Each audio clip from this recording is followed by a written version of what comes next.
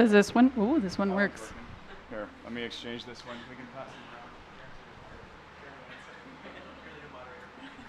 around. Hello. Okay. Good. Okay, welcome everybody. My name is Sean MacArthur. I'm the Associate Director of Government Relations with Nature United. For those of you who aren't aware, Nature United is the Canadian affiliate of the Nature Conservancy. And just to put things in perspective, we as an organization in Canada are relatively new in the ag space, and the origins of that are, I think, quite instructive for the conversation that we want to have today. In 2021, Nature United published a peer-reviewed study on the GHG mitigation potential of natural climate solutions across Canada. And we found that natural climate solutions could deliver 78 megatons of GHG mitigation annually. That, just to put that in perspective, that's about 11% of Canada's 2021 emissions overall, so quite powerful. What we also found is that 48% of that potential is on agricultural lands. And that's through practices that do little more than harness the power of nature. It's also quite instructive that, you know, in working with some of companies and other stakeholders in the agri-food space, that over the past number of years, they have come to us saying, you know, natural climate solutions are really interesting to us because they help us advance towards our climate goals. More recently, and perhaps mostly since COP15 in Montreal a couple of years ago, increasingly we're having the same people come to us and say we're really interested in natural climate solutions, agricultural climate solutions, because of what they can do for us to advance our objectives in the area of biodiversity and nature. Over the past couple of years, I've also had the honor of serving on the Government of Canada's Stakeholder Advisory Committee, informing the development of a 25-year sustainable agriculture strategy. That strategy, I understand, may be forthcoming shortly, but is really one of the premier sector strategies that Canada has anchored within its renewed NBSAP, what it calls its 2030 Nature Strategy. Some of the key things coming out of that work and those discussions with agricultural stakeholders in Canada is that context-specific, producer-led value chains approaches are key. Approaches that respect farmers as entrepreneurs and decision makers first are our best bet for advancing solutions that work for the climate, for nature, and for the people who steward agricultural landscapes. So there's a lot to disentangle in that, and that's why I'm very honored to be moderating today's session. Those of you who have the misfortune of following me on social media know that I promised a bumper crop of tacky agricultural metaphors. So over the next hour and a half, we will shed sunlight on some of the opportunities and challenges involved in aligning agricultural productivity with the things we need to do for a healthy planet. We will dig deep into real-world examples of how to help farmers do what they do best as stewards of healthy soils. And we will root the conversation in the roles governments, agribusinesses, and others can play to scale solutions. With your support, and all of you, I am confident that we are going to cultivate plenty of food for thought. So today's session is divided between two panels. First, we are going to hear from Patrick about CGIAR's research itself and what it's telling us about sustainable agriculture and livestock in the context of biodiversity. And then we are going to turn to our representatives of government, potentially governments. We're still waiting for one of our speakers to arrive to explore how different countries are approaching the issue through policy and programs. So without further ado, I'd like to pass the floor to Patrick, and thank you very much.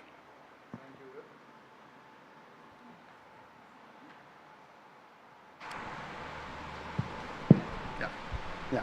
Thank you very much, Sean, and welcome to you all. Very nice to meeting you. Very nice to hosting you online as well. My name is Patrick Caron. I'm the vice chair of the CGIAR Integrated Partnership Board, how it's called now, which is the system board. And I'm very happy to welcome you all. I'm very happy to host this event. Many thanks to Canada and to Agri-Food and Agriculture Canada for organizing that together, this event. I'll just make some introductory remarks to set the scene somehow. And maybe beginning by saying that it's really fantastic to have this kind of conversation today, because not long ago it was just very difficult to bring environment and agriculture together. They were enemy, they were brother who did not like each other. It was just impossible to talk to each other, and this conversation would not have taken place some 10 years ago, very probably. So things are changing. If I come back a bit earlier in history, not that much earlier, once upon a time, in terms of agriculture, we mainly focus on producing. We had forgotten that in the previous time, in historical times, agriculture was not just about producing food, but we focus on production of food because food was at higher risk of shortage, in particular because of demography in the world. So we focused on that, and we very much forgot that there was an environment and health cost about that. This surfaces again now, and it's very clear through evidence. One of the last evidence that is very striking is the fact that the cost of the damage to planet and to humanity is 3 times the price of the cost of the production, the value of the production. That means that, of course, we have to eat and we have to produce agriculture, but we just ignored for quite a long time the fact that agriculture could also, in some circumstances, be very harmful to nature. And we rediscovered this with crisis more recently, and now, and this is the interest of such a conversation, we are trying to address it seriously. That means to bring together the environment community and the agricultural community to have this kind of dialogue. If you look at the key words of this session, it begins with soil health. And this all immediately, especially in a COP about biodiversity, brings the issue of the 3 environmental big issues together, and the 3 conventions at the global level: desertification, climate change, and biodiversity. But it's moving further than that. It's how to address the nexus, how to be serious about addressing the nexus that not only bring together these 3 environmental issues, but also livelihood of people and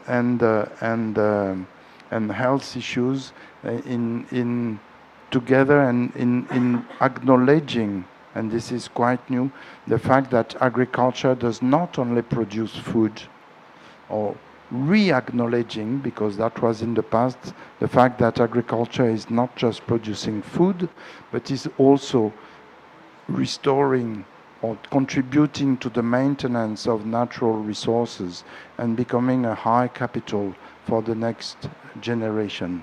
So the health of soil is important, not just not to be degraded or to be restored, but also as a service that agriculture can provide. And looking into that direction, this calls for acknowledging the functions of agriculture beyond food production and being able to reward them, to measure what is happening, and to contribute to the recognition of those services. The health of soils is at the heart of our capacity to continue producing. and bringing together health, soil health, agriculture management practices, livestock management practices, and food security is really key for the future. So there might be many examples of CGIAR research that address that, and I'm quite sure that in the room some of my colleagues will illustrate that. We can just take a very few examples just to tease your curiosity. For example, it could be about how livestock practices, that could be grazing practices, or that could be breeding for forage, or breeding the breeds of livestock, could in the same time reduce methane emissions, and in the same time improve the organic matter in the soil and the fertility of the soil. It's improved the fertility, it's maintained and prevents degradation, and this is one of the examples that can be brought forward. Another example could be, and I try to diversify those very quick example. Another one could be through the FRESH initiative, the capacity to provide access to seeds and seedling of vegetables and fruits, so that can contribute to better nutrition and better health. Another example, and this is taking place, for example, in Benin or in Tanzania in Africa. Another example that I could take in a completely different type of example is the capacity in Sri Lanka to look at the restoration of very old irrigation systems so they can provide diversified food through agroecological practices. These are just to tease your curiosity. What does that mean? That means I can draw two lessons out of that. The first one is that there is a need to have frameworks, the contribution from research in terms of technology, in terms of innovation, in terms of engaging innovation processes, but not only about that. It's also about producing the metrics that are completely lacking to inform decision making and at all levels. And the second issue that I would like to bring in the discussion is the fact that it's at the farm level. It's for decision making, but by farmers. The example that have been taken, but it's about also at the landscape level to make sure that we produce the ecosystem services that are needed to maintain the fertility, to restore degraded ecosystems, and to provide the ecosystem services that agriculture is able to produce. And when I talk about landscape, I have in mind these multifunctional landscapes and the capacity to shape them, to steer them, which is a very complex issue because it does not rely only on one decision makers.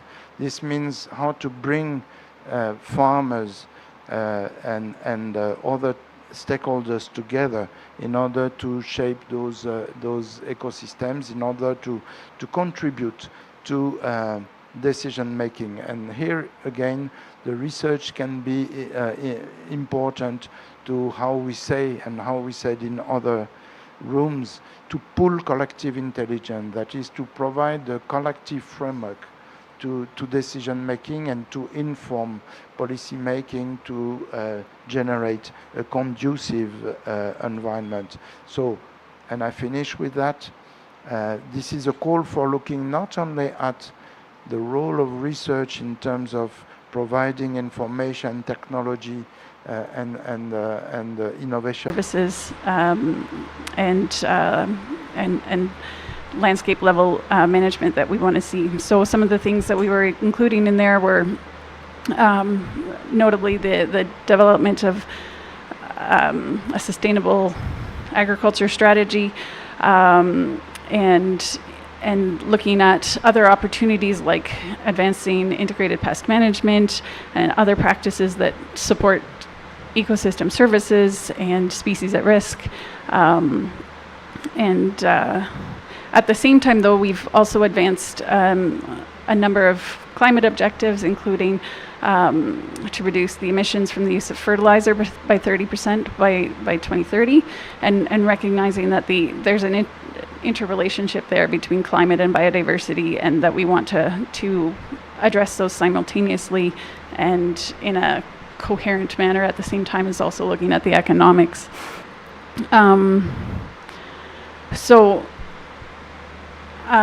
Just recognizing like this need for an integrated approach is especially important because Canada's got a bit of an unique agricultural context. So we've got a large northern country. I think we're famous for that, with quite an array of ecosystems ranging from kind of the semi-arid prairie grasslands and boreal forests and temperate coastal highlands, and that creates a lot of regional differences, and at the same time there's varying farm sizes and production types that need to be accounted for. So whenever we're looking at solutions, we have to be considering those regional and other differences. But across the agricultural sector in Canada, there's, I think, a broad recognition of the need to improve sustainability beyond the many beneficial practices that are already adopted, and to go beyond that. And I think there's been a lot of industry commitments to that end as well. So, for example, the crop sector, the canola industry committed to a number of outcomes, including using or increasing nutrient stewardship practices, sequestering additional carbon in soil, and safeguarding beneficial insects. Similarly, Canada's beef sector has made a set of industry goals to 2030 that include maintaining the 35 million estimated acres of native grassland in the care of beef producers, and recognizing there that there's a lot of carbon stored in that soil, and looking for opportunities through grazing and other practices to increase the carbon that's stored there. And actually, I'll just pause on that. I'll note that Canada's prairie grasslands have traditionally been home to bison, and that grazing cattle can fill some of the void that they've left. And recently, just 2 weeks ago, a report was released called "The State of Canada's Birds," that spoke to the loss of Canada's grasslands being a significant contributor to what's been a very large decrease in grassland birds over the last 50 years. And so in that report, it actually speaks to the importance of grazing cattle for maintaining those grasslands and supporting the ecosystem services provided by those grasslands, as well as supporting those vulnerable bird species. So on a policy kind of level, the role of our department, or one of them, is to facilitate and support increased adoption of beneficial management practices on farms, and continue to push the sector towards their commitments and those that Canada's advanced under the KMGBF and other agreements. Canada's been supporting these kind of approaches for quite a number of years. So in 2003, we launched you nodded to these, I guess. We launched the first of successive 5-year agricultural policy frameworks that outline how our federal government works with our provincial and territorial governments on advancing agricultural policy, because these are shared jurisdiction in Canada. So our current agreement began in 2023, and it's called the Sustainable Canadian Agricultural Partnership, and it promotes the adoption of beneficial practices and nature climate solutions. And one of the newer programs that we've advanced within this partnership is called the Resilient Agricultural Landscapes Program. And this is one where we aim to to maximize the ecological goods and services provided by the sector by providing cost-shared funding to help producers adopt some of these practices, like maintaining and restoring grasslands and wetlands. And another program that's focused on integrated action is agricultural climate solutions. We have there a program. One stream of that is called Living Labs, and that really is focused on partnerships and developing solutions together. So it brings together farmers, scientists, other partners, and making sure Indigenous voices are included, and on the working landscape to put practical solutions together, and then continue to co-develop those solutions and test them and continue to innovate. So there's a parallel stream to that called the On-Farm Climate Action Fund, which then kind of cost shares funds some of those some of the practices that producers can put on to support both biodiversity, but primarily climate emission reductions and carbon sequestration. So another thing that's been a priority for us, we released a strategic plan for science, which has a mission area focused on climate mitigation, but also on agroecosystem resilience, looking at soil health and biodiversity outcomes and wanting to advance those.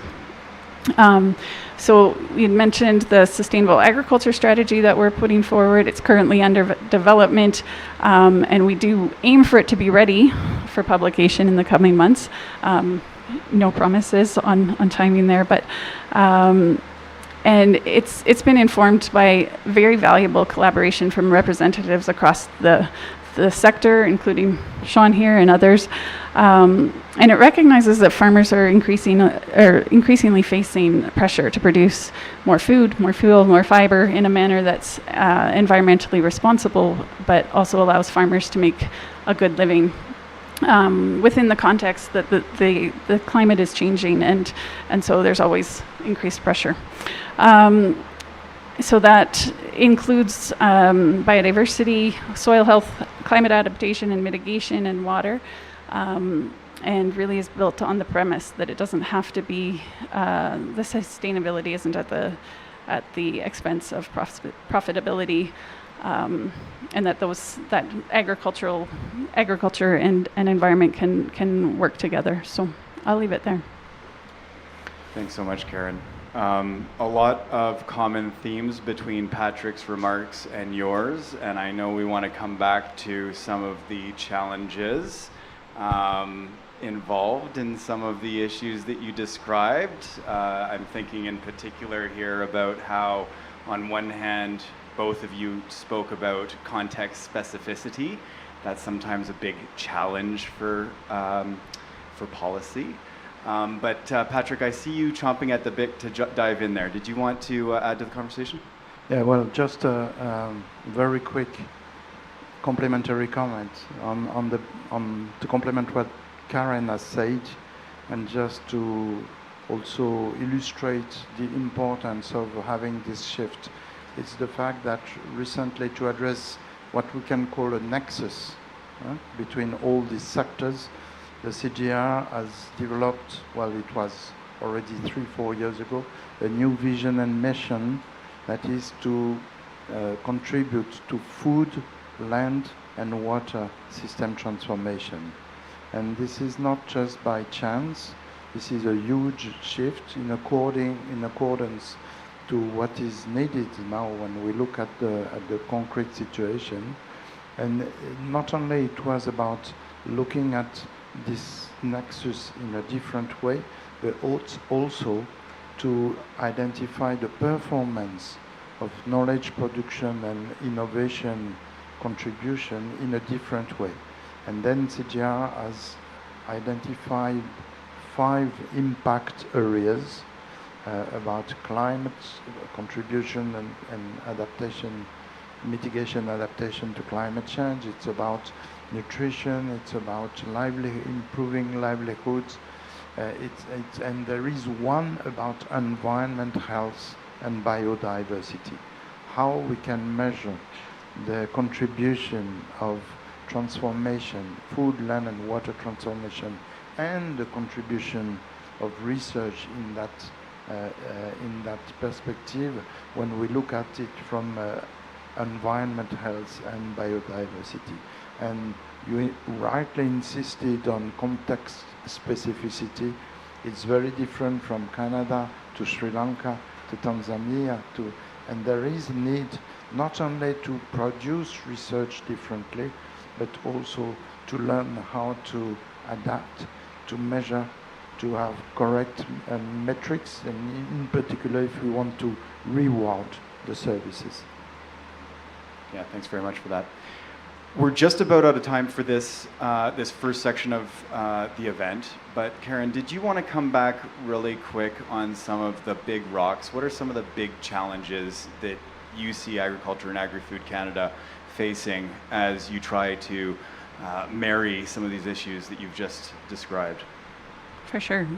So I think one of them is just the scale of the challenge. I think there's a lot to be done. And I think we've set these very ambitious targets to get to in 2030, and it's the end of 2024. So there's not a ton of time left, and so I think that's one of the reasons why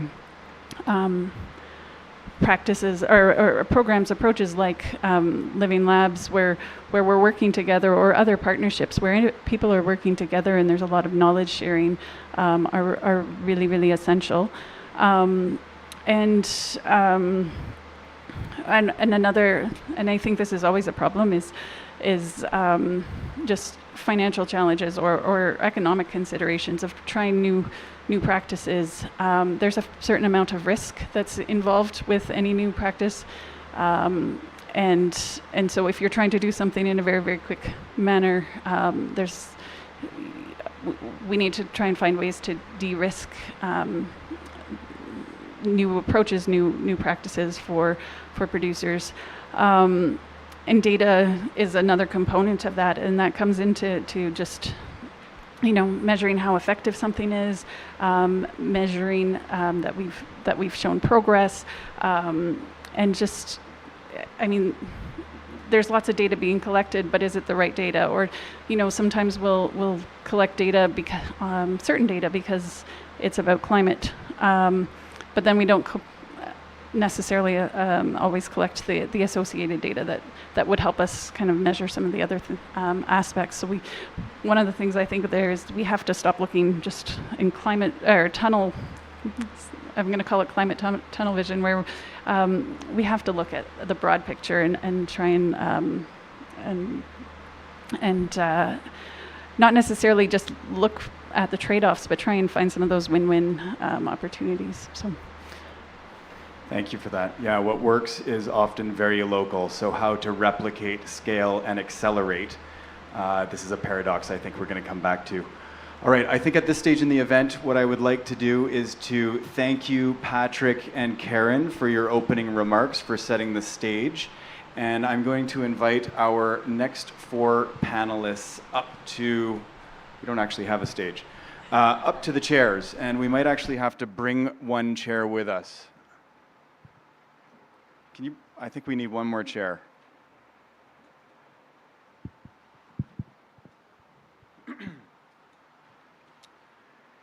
So while everybody's getting settled here, this is the technical portion of our event.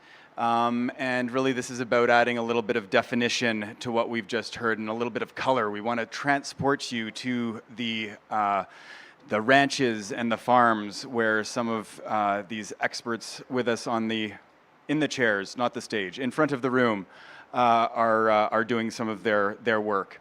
We want to look at practical examples of the work that's being done to promote biodiversity, sustainability, and productivity in tandem.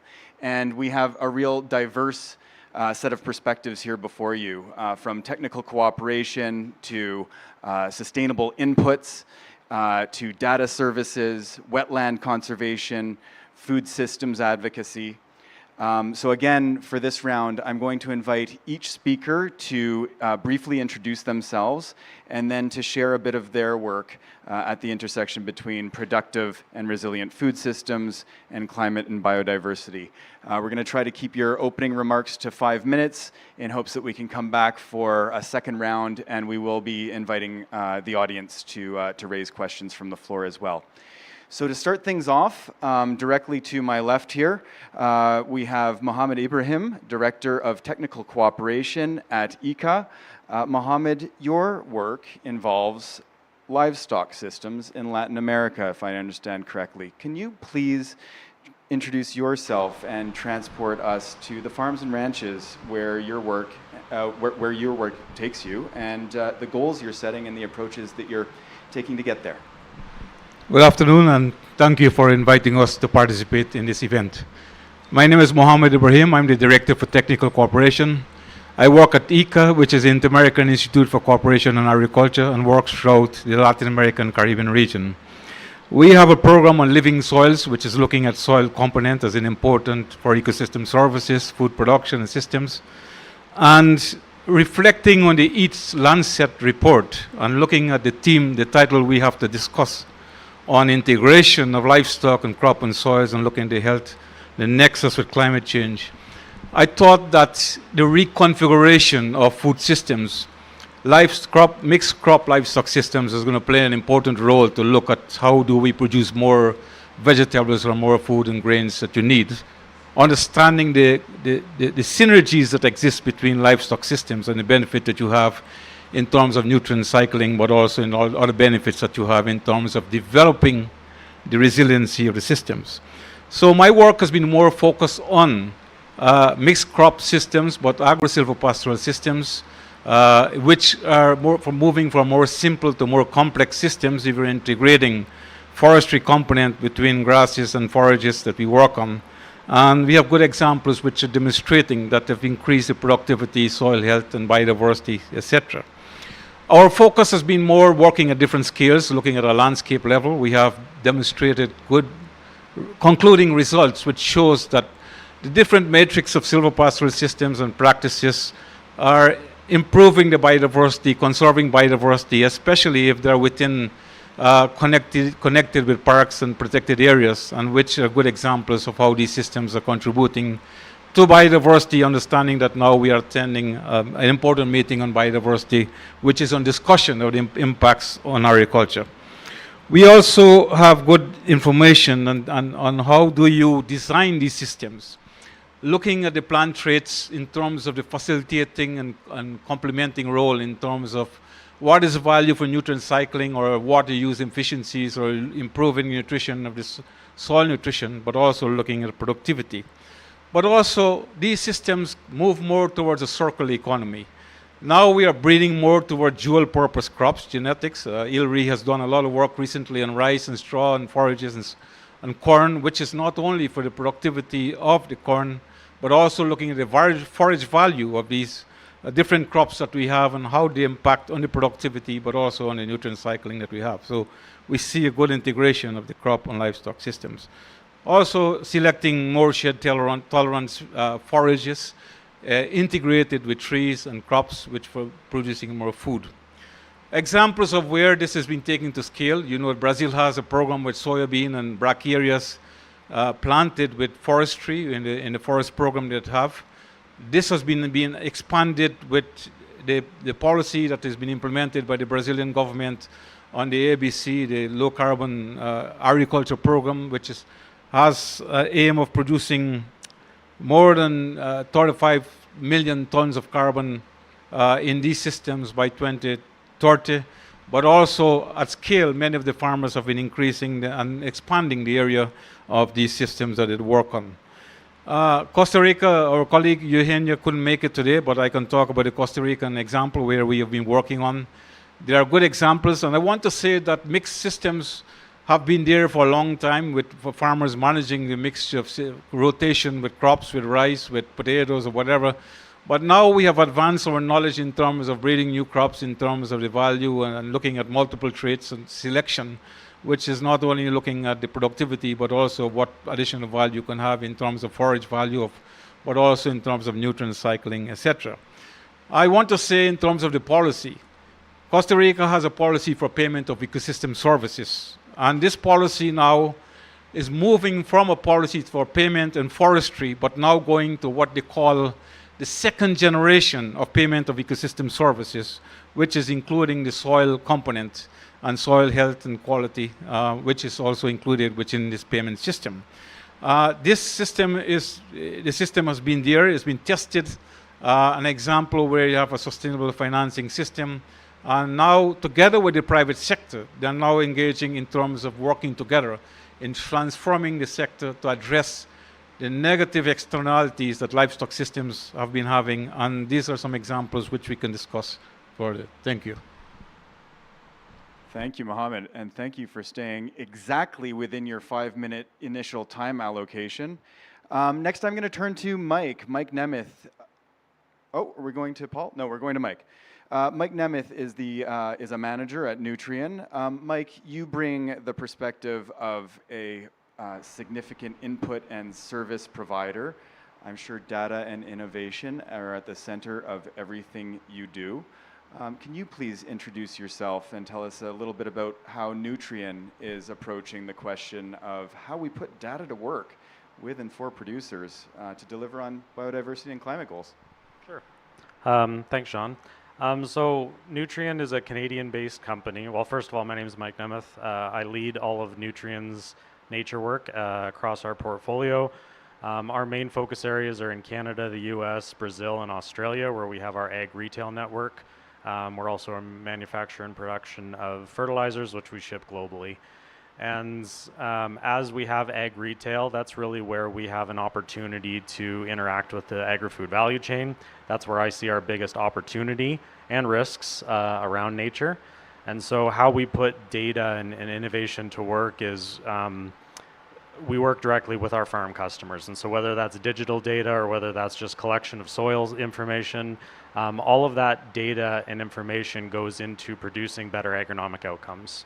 So the first thing that we try to do is make sure that we're using the data on farm to support our grower customers and making sure that we provide them with the best advice, the best opportunities, and the needed inputs to be able to produce the best crops that they can in a sustainable way, meaning that it provides good productivity, good productivity, good profitability for the grower, and good environmental sense.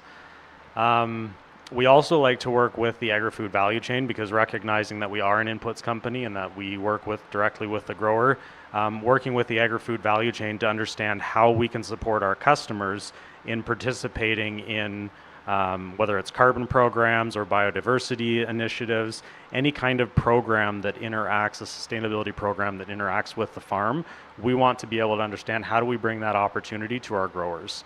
Because quite often what the value chain needs is verifiable or attributable, if that's even a word, outcomes that can be attributed to something, and they have to be verified or they need to be credible. So in order to do that, we need the data and evidence to be able to do that.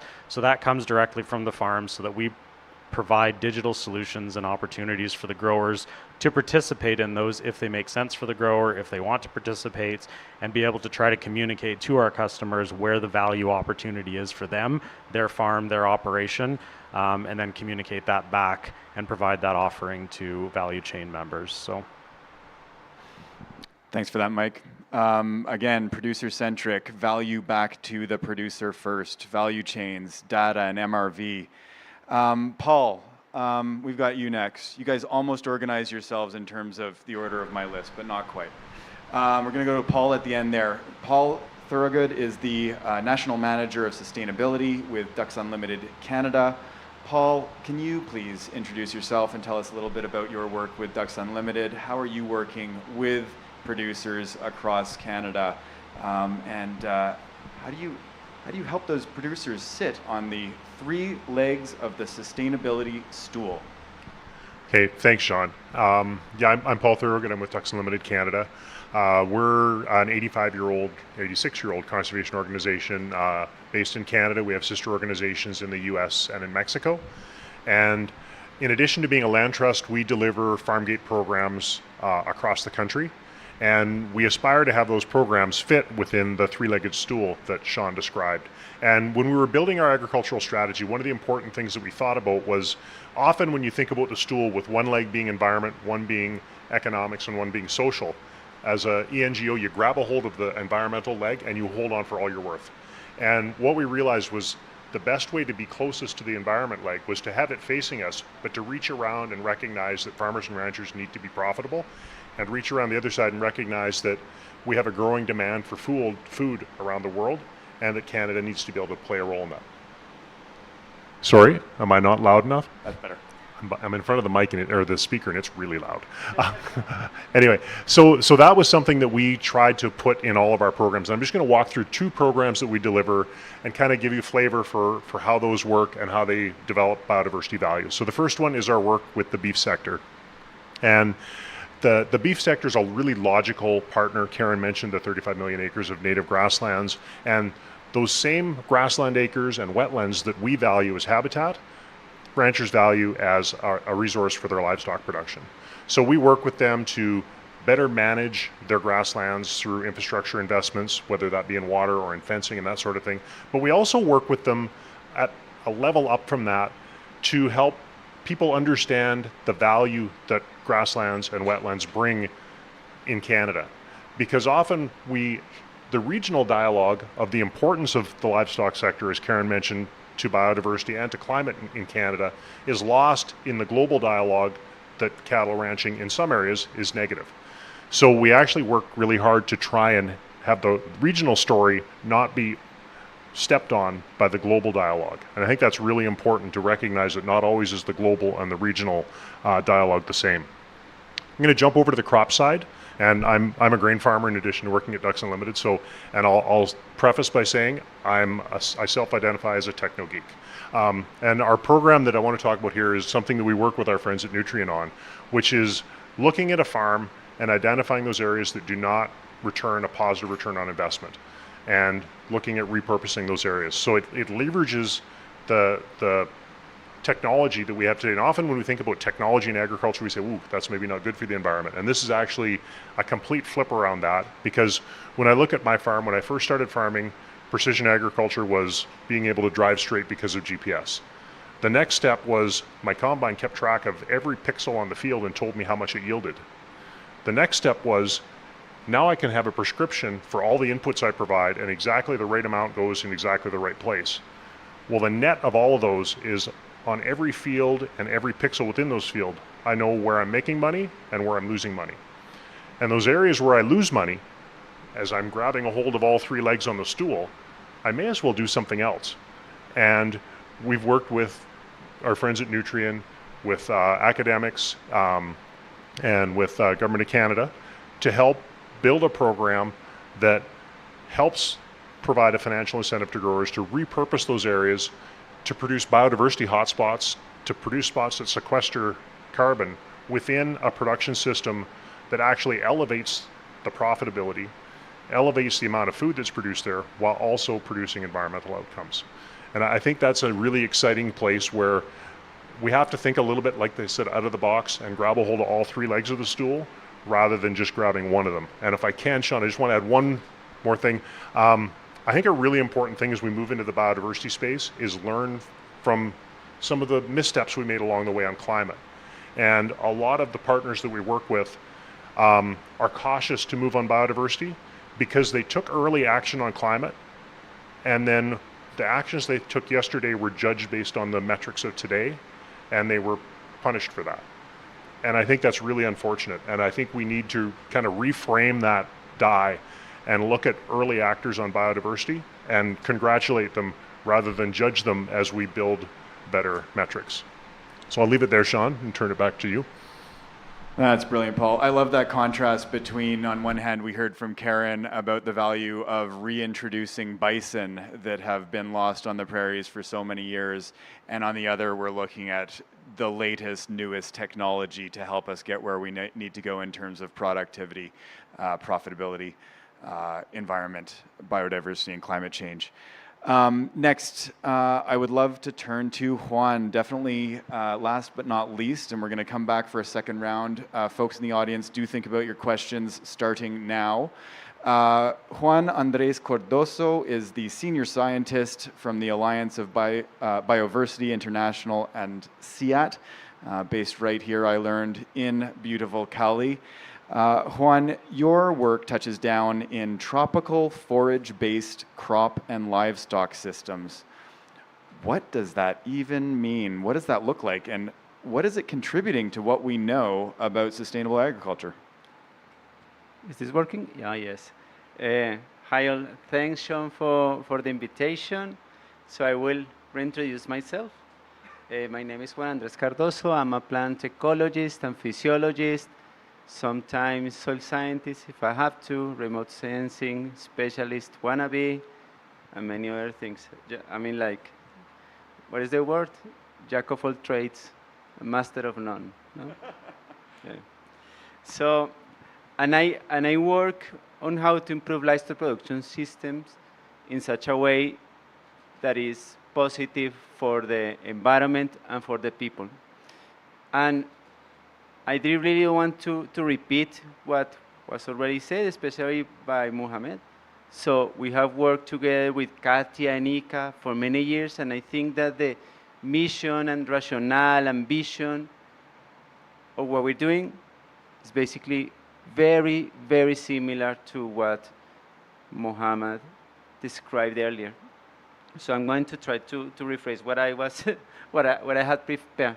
So I'm going to talk about probably why I decided to work on forages as a way to improve livestock. No? So one of the reasons that I work on livestock is that a lot of livestock is based on grazing lands. And these grazing lands, most of the time, happen in places that were not grazing lands originally, but rather something else. For instance, in Colombia, you think that all of the pastures and where most cattle are at the moment originally were forest or sometimes paramo, which is even worse in terms of conservation efforts.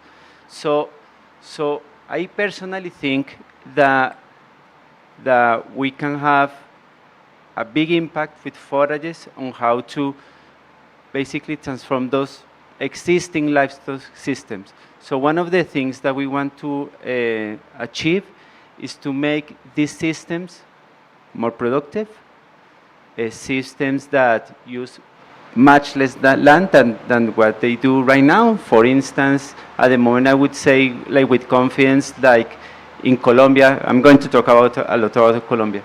In Colombia, probably like you have 1 cow a hectare, which is like a lot of land for just 1 cow. So, and for me, that doesn't make any sense. So we have to find ways to change that. And another thing is that, so if we make a system, a livestock system that is more productive, that uses less land, so we probably can use a lot of that land in another way. So think about reforesting or rewilding. We don't have bisons in Colombia. We can do something similar with our own animals. So that's one of the things that really that we do really want to do. So again, so to achieve this goal, so we rely on forages. So forages, what are forages for the people that don't know, because that happens a lot of people don't know what are forages. Forages are basically any plant that are used for the specific purpose of feeding animals.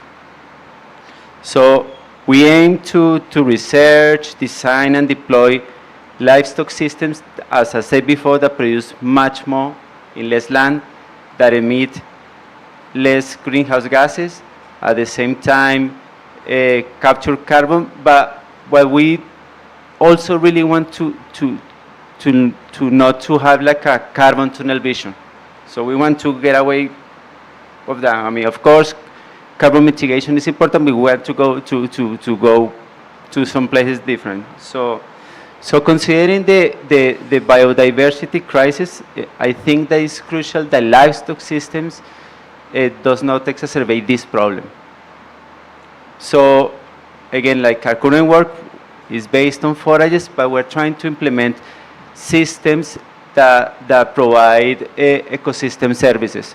So we're trying to provide for example, to develop systems that include multi-species pastures. So let's say like we have in a pasture 2, 3, 4, 5, 6 different species of forages at the same time, and each of these forages bring different things to the system, and they have different purposes as well. So other things that we're working is to have like forage crop rotation systems for the purpose of improving soil health. So as it was mentioned before, that's key in these times, but we're working on that. Some other things that was mentioned by Paul, for example, we work a lot on fencing, on how to improve like the grazing management just by using fences. We also work on how to improve the water productivity at farm level. So we try not to take the animals to the river so they shed all over the place, whatever. So we try to bring the water to the animals so they don't do what I just explained, no? And again, so all these systems are designed to provide ecosystem services. So ecosystem services, again, like we want to attract pollinators because we know that we have like a crisis in the in pollinators.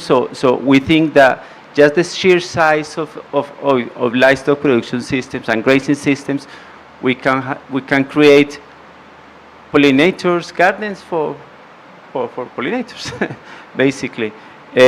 Some other things that we want to achieve is providing nesting sites for birds. So, for instance, you go in Colombia, you go to a pasture, you probably find 2, 3 species of birds, but we're in the country of birds, so there should be more. So we're trying to work on that aspect. Another thing, we're trying to build habitats for small mammals to hidden or to reptiles or whatever. So we're trying to develop these systems that, again, that clearly like are interested to produce more food in less land, emit less greenhouse gas emissions, but we want to do much more than that. So another thing that, again, that Mohammed mentioned a lot is that we do a lot of work on silvopastoral systems. And these systems are getting more and more traction, and people are implementing them, and we clearly are interested in deploying such systems. So again, so for people that don't know, silvopastoral system is basically a pasture with a component of trees in it. So, and these systems bring many environmental benefits that were mentioned before, but something that we have found with these systems, and this is, I think that is fascinating, at least for me, is that when you have such a system, like livestock are drinking a lot less water. But when I mean a lot, it's a lot, 30, 40% less water. And this is key in these times because livestock, they do consume a lot of water, and that water consumption most time is in competition for human consumption. So that's a big issue, that if we can reduce that, that's a big goal there. So just to end this, I think that again, that given the land used by cattle in particular, that I think that the implementation of these systems can have like a massive impact, not only like a local scale, but also at global landscapes. Thank you. That's great. Thanks very much, Juan. Okay, we're going to turn to the audience in literally a second, but I have to pick up on the fact that all of you have said systems. We should have called this the systems show. But you all come from very different parts of the world, and you're working in very different ecoregions. We'd heard from Latin America, Canada, tropical livestock, forages, crop systems. So we've got about 6 years to avoid the worst impacts of biodiversity loss. Are these systems, is it just about scaling up the systems? Can we just move them and transplant them to the next place? Or is there a fundamental tension between the need to think about ecoregion specificity and the need to scale things up at speed? How should we be thinking about this tension? I can add my 2 cents. My opinion and what I believe is that every system is different. And so we all, agriculture works in natural systems, which makes it unique compared to something that's engineered. I believe that when it comes to nature, anything biodiversity or water related, it has to be place-based. It has to be local. It has to make sense. And so everybody in that locale, whether it's a watershed or a region, I like to go with watersheds. I have a water and hydrology background, so that's naturally how I think. And so everybody in that system, whether it's food and agriculture, whether it's municipalities, the private sector, the public sector, different industries, when they all come together, and we've heard it a bit today, is collective action, is how do you take that collective action? How do you take that landscape approach, whether it's a watershed or whatever landscape you want to delineate? How do you take that, bring it together, create credible outcomes, and drive the investment from the private sector, the desire for the public sector, and work together to create the local outcomes that you want and need? And so we've had the chance, and Paul mentioned it, the work with the Government of Canada and Ducks Unlimited and other partners, whether it's on the biodiversity side or the carbon side, is how do you, from an agricultural lens and from a farmer lens, how do you do that on farm and how do you roll that up? But it's great to take a landscape, or it's nice to take a farm level thinking, but you have to bring it up to the landscape level, because you can do all the great things on the farm, but if you're not connecting it with the rest of the watershed or the rest of the region, you're not doing enough. So that's kind of how I think about connecting it, bringing it together, and maybe an approach that for us we've seen success in. For us, we see opportunities in how to scale that and bring that from an agricultural perspective. There's challenges with that, but I see a lot of opportunity and hopes on that. So that's my 2 cents. Well, I agree what you propose about having a landscape approach. I think institutions like ICA working with CIAT, we look at the methodology that we use. Of course, livestock and crops are practiced in a range of agroecological conditions, and we need to look at the context that we have. For example, if you go to the arid region in the Chaco region of Paraguay and the whole area, that's the problems of water, as you mentioned, is a big problem. And that's where we see an important, where you might have to make some adaptation to climate change. We see the incorporation of more trees in these areas where cattle is grazing is going to play a more important role, especially as the drought and dry conditions become more prolonged, and there where we look at the strategies for adaptation, but also including water catchments and water harvesting practices. We have some examples already. We are working at scale in Nicaragua in the dry corridor of Central America. That's a major problem also, where we look at the vulnerabilities. So I think we need to look at the context, what the methodology we are applying, and how do you adapt to the conditions that we have, be it the context of soil, water, or whatever nutrients, and make some adjustments in what we're selecting for that. So I'll maybe just add on that. I think it's incredibly important to think about the difference, and I'll use migratory birds as an example. We were at an Audubon event last night, and they talked about the black-polled warbler. I'm just looking at one of my colleagues to make sure I got that right. And they breed in the boreal forest of Canada, and they spend their winters down here. The same thing that they go for in boreal Canada is not the same thing that they come here for. So the practices that we try to implement to generate an environmental outcome probably shouldn't be the same for places that are as equally different. One of the things that the agriculture sector has demonstrated is it can deliver outcomes. And when we think about different crops, well, we want higher protein in wheat, we can get there for doing that. A higher level of oil in an oilseed crop, we can get there from here. And the agriculture sector is very good at that. And we lived in a land of data right now, where I talked about the data that's present on farms. The same data is present within the NGOs to talk about what does a duck, what does a black-polled warbler need for habitat in this particular area at this particular time.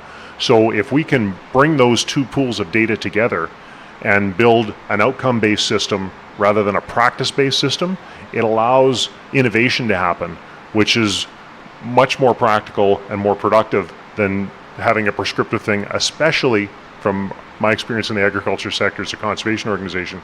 Telling farmers what to do is probably the path to not getting very far. We're saying, here's an outcome that we would like to work together on. You can harness creativity and innovation through that.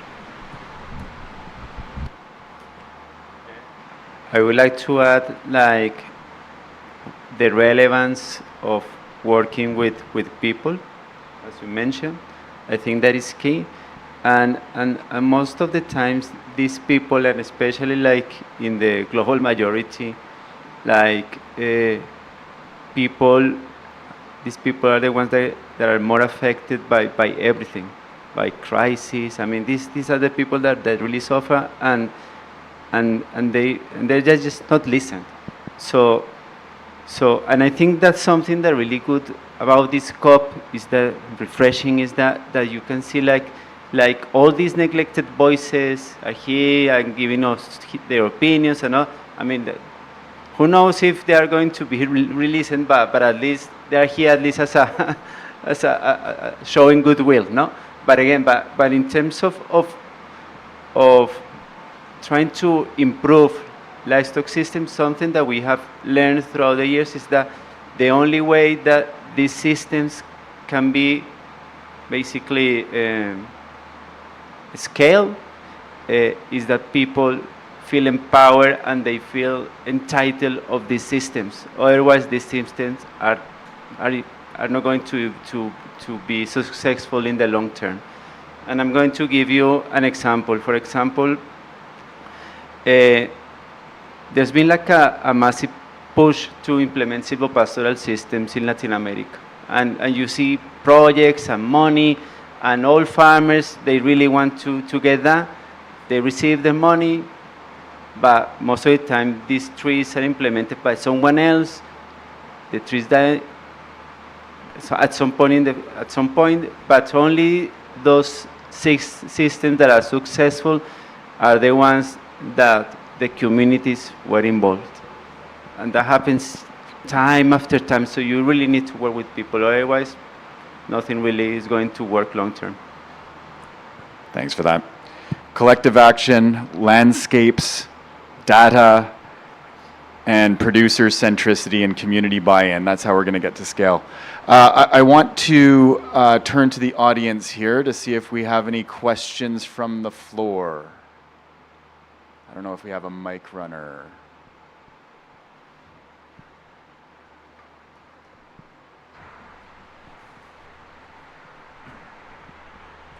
Thanks. My name is Gina Kennedy, and I work for the Alliance of Biodiversity and CGIAR. And I'm going to be a little bit provocative. It's freezing in here, so I'm going to try and heat it up.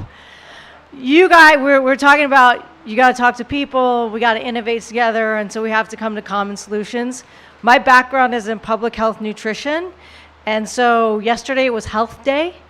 And the Food and Agriculture Organization and the World Health Organization just came out with a nice little booklet that we could all read called Healthy Diets. And there's 4 principles to healthy diet. One of them is diversity.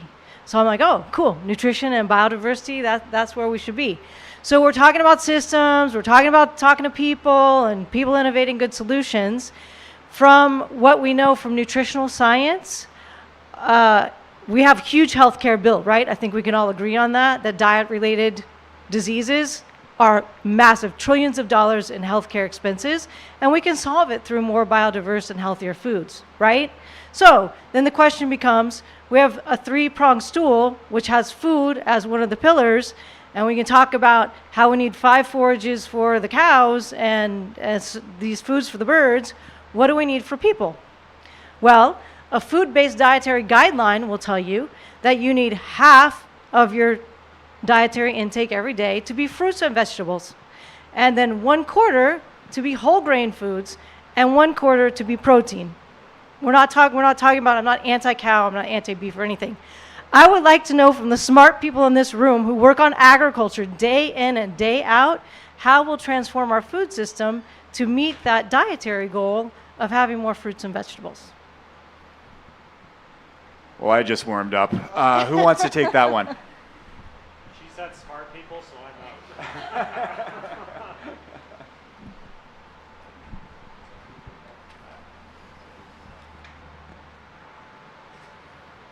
out.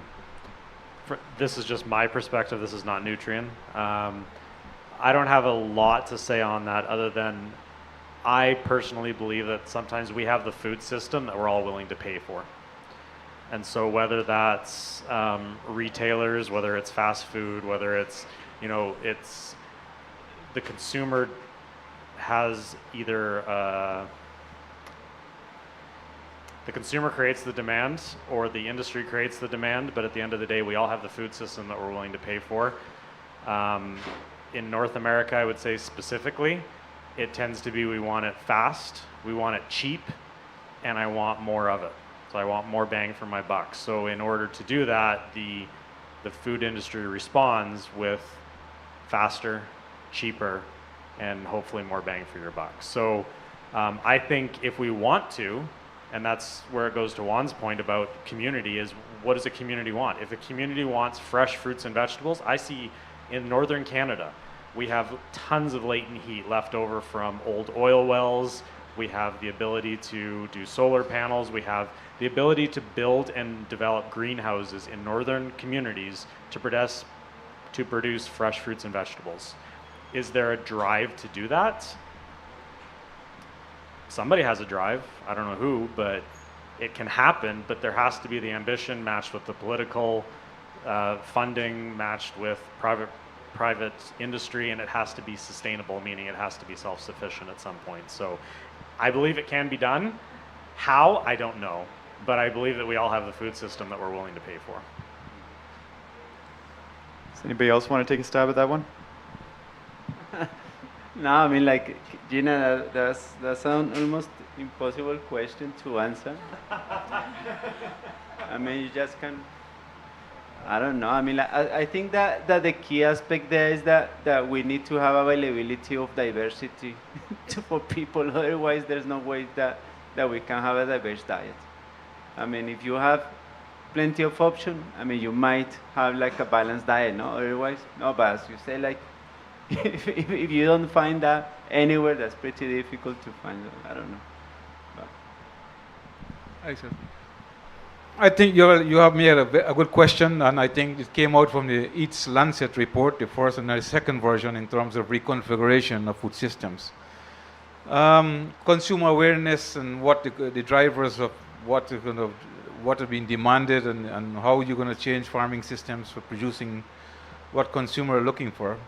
My impression is that some areas like in Europe, they are already where people are changing their habits in terms of what they're consuming and making change.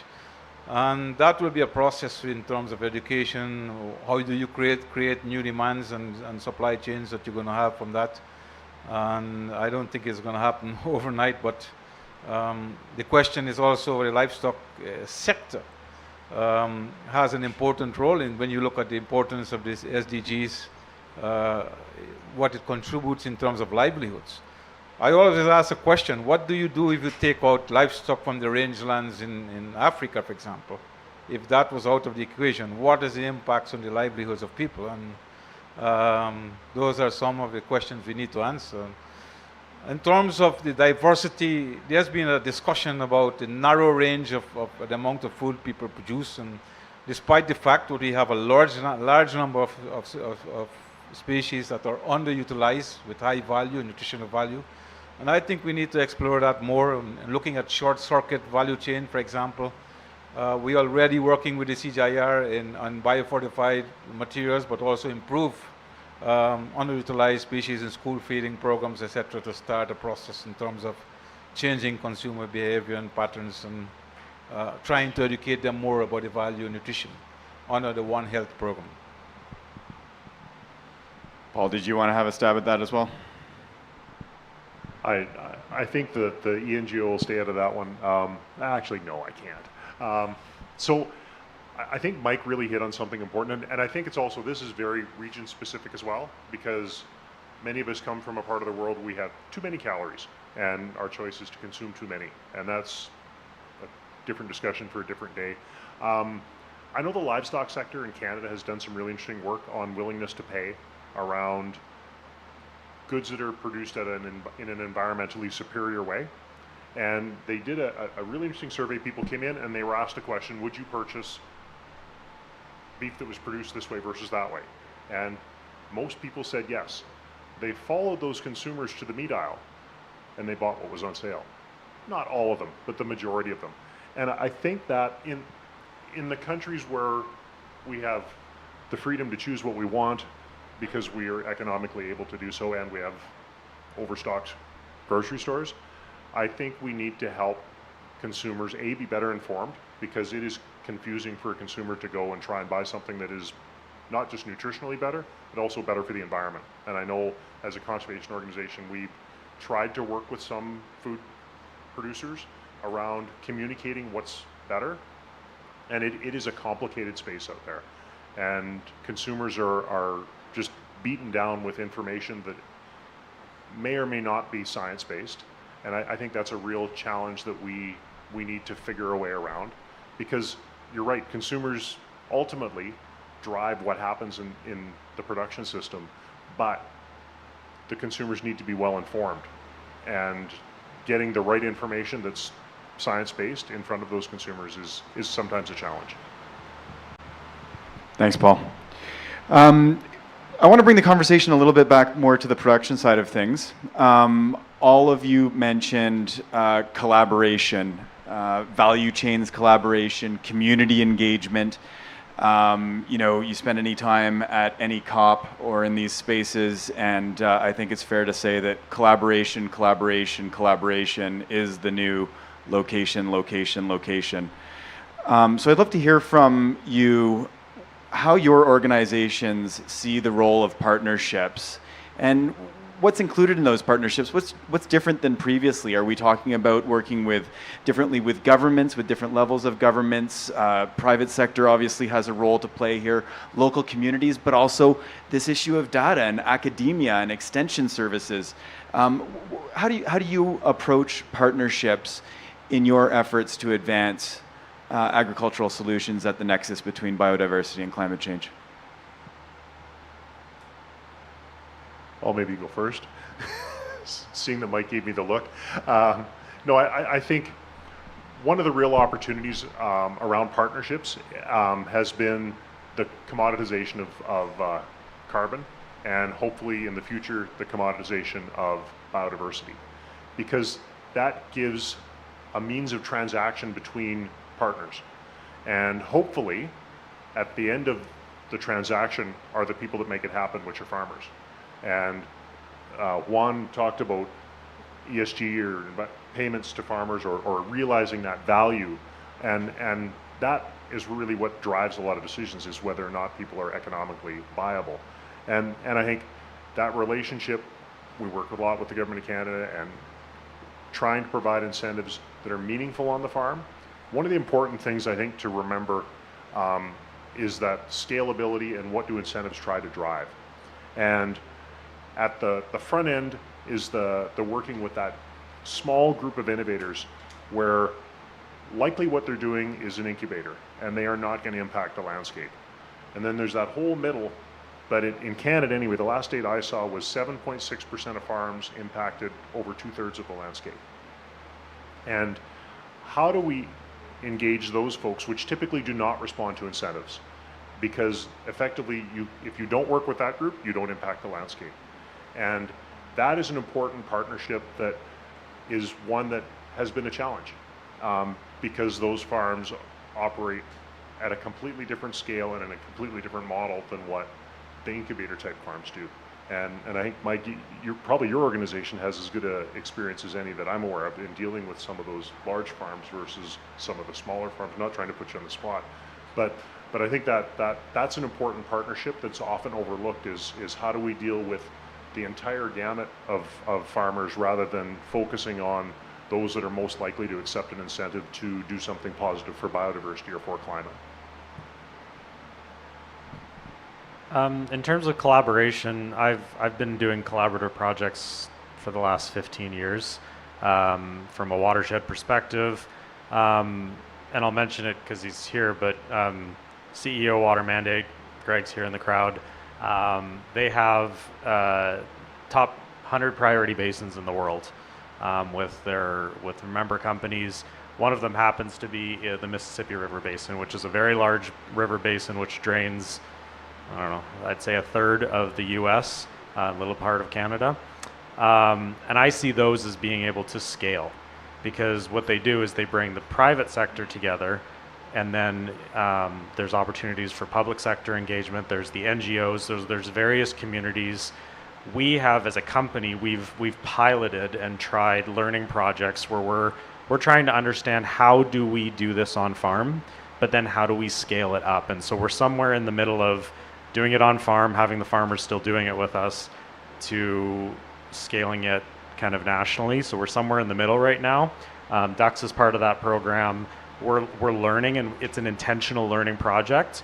I see so much potential for that project. I'd love to bring in the city of Manitoba, the city of Winnipeg, who happens to be dumping sewage from their treatment plants a couple times a year into the lake. That happens apparently in Winnipeg, but to bring in the public sector, because as I said, when you're in a watershed, everybody is a contributor to the problem. So we call it the Lake Winnipeg Basin Project because it was focused on positive outcomes on the landscape for Lake Winnipeg. But I see collaborations where they need to go to address, I call it scope 3 nature, because I haven't come up with a better term yet. But how do you address scope 3 nature? It's collectively, it's in a watershed, it's with partners. And so the CEO Water Mandate, we see a huge opportunity to scale it with them because they bring a convening mechanism that I don't have time to do in my day job. I just don't have the time to do it. But what I do have time to do is bring our partners to the table and bring the agri-food value chain and bring farmers that lens and bring that part to the table and let others do the convening, let others do what they're good at and what they've been able to do. So I think everybody has a role, whether it's an NGO, whether it's the private sector, whether it's federal government, provincial government, state government. And then even, a lot of the discussions here at COP16 are around Indigenous communities and how do we bring them to the table? And that's going to vary greatly depending on whether you're in the US or Canada or Australia or Brazil.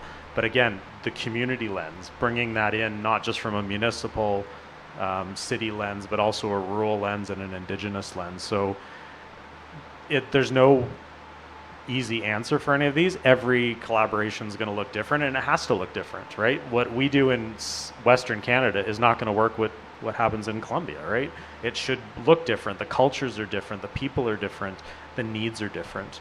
But I think there's certain principles and values that if you base everything on that, just figure it out. I know that sounds really easy, but. Does anybody else want to take a stab at that? I'm going to have to keep your answers really tight. We're running up on the clock here. Just going to sound like a broken record about the working with communities. It's clear that we have to work with governments, private sectors, multi-stakeholder platforms, and so on and so on. But in my experience, and I think that probably that expertise is about my pay grade, so I'm not going to talk about it. But what I really find useful is how you approach people to work with. And so we have been working for the last years in what would be like an approach that is called positive deviance. That doesn't work in Spanish, but what we're trying to work is to identify or to work with people that are natural leaders in their communities. So we work with them, and we try to co-develop systems that might work for them.